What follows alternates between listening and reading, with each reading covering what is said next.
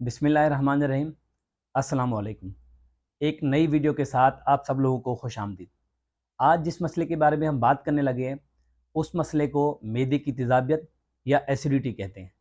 पाकिस्तान की आबादी के अंदर 20 से 25% वो लोग हैं जो इस मसले से गुज़र रहे हैं।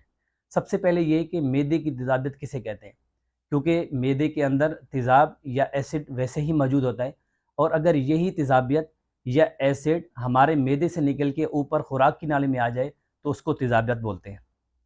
और ये कि तेज़ाबियत की वजह से आपको किन किन चीज़ों से गुजरना पड़ता है। हर्ट बर्न यानी कि सीने की जलन का महसूस होना या दर्द का महसूस होना, आपके मुंह में बार बार एसिड का आ जाना, ब्लॉटिंग का होना। ब्लॉटिंग का मकसद ये है कि आपका पेट फूल जाना, आपको बार बार खांसी आ जाना, आपको सांस में दुश्वारी पैदा होना, और उसके साथ साथ सीने की जलन शामिल है।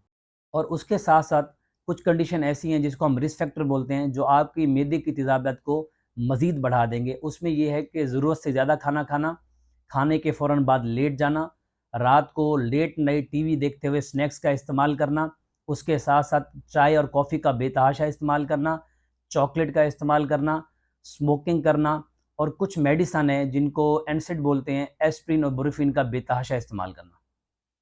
और अगर तेज़ाबियत की प्रिवेंशन की बात की जाए या बचाव की बात की जाए तो उसमें यह है कि कम मिकदार में खाना खाना। आप बार बार खाना खा सकते हैं लेकिन कम मिकदार में खाना खाएंगे। उसके अलावा चॉकलेट का, कॉफ़ी का और टी का इस्तेमाल कम करना, शराब का बिल्कुल तर्क कर देना, और उसके साथ साथ अपने खानों के अंदर दही, दूध और बनाना का इस्तेमाल करना, वर्जिश वर्जिश करना, और अगर आपका वज़न ज़्यादा है तो वज़न कम करना।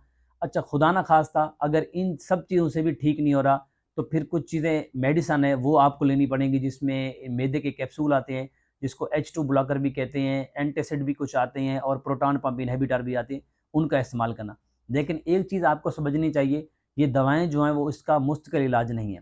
तो लाइफस्टाइल मॉडिफिकेशन आपका लाजमी है। अगर लाइफस्टाइल मॉडिफिकेशन करेंगे आप मैदे की तेज़ाबियत से बच सकते हैं। और मिलते हैं अगली वीडियो में एक नए टॉपिक के साथ। अगर आप चाहते हैं मैं किसी टॉपिक के ऊपर वीडियो बनाऊं तो नीचे कमेंट्स कीजिएगा, मैं उनके जवाबात दूंगा। और आखिर में मेरे यूट्यूब चैनल को सब्सक्राइब करें, बेल आइकन दबाएं, अपने दोस्तों में शेयर करें। बहुत शुक्रिया। अल्लाह हाफ़िज़।